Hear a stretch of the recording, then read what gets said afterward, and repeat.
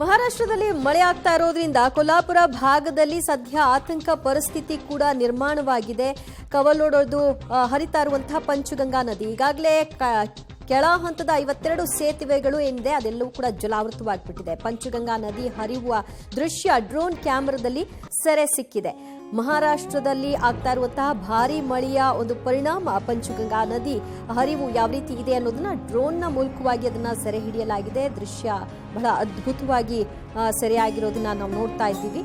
ಪ್ರವಾಹ ಪರಿಸ್ಥಿತಿ, ಹಲವು ಅವಾಂತರಗಳು, ಒಂದಷ್ಟು ಸೇತುವೆಗಳು ಜಲಾವೃತ ಆಗಿರೋದು ಇದೆಲ್ಲವೂ ಕೂಡ ಈ ಕ್ಯಾಮೆರಾದಲ್ಲಿ ಸೆರೆ ಸಿಕ್ಕಿದೆ.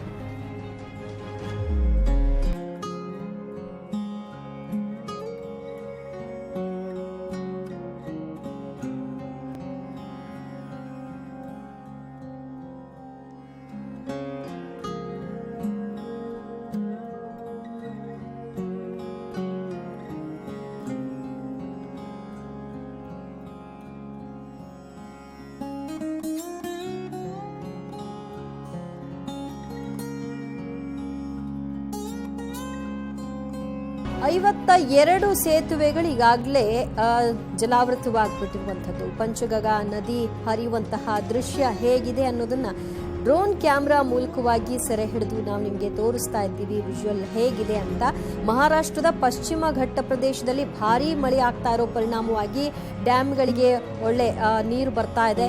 ಅಪಾಯ ಮಟ್ಟ ಮೀರಿ ಕೆಲ ನದಿಗಳು ಕೂಡ ಹರಿತಾ ಇದೆ. ಅದರಲ್ಲಿ ಪಂಚಗಂಗಾ ನದಿ ಕೂಡ ಒಂದಾಗಿದೆ.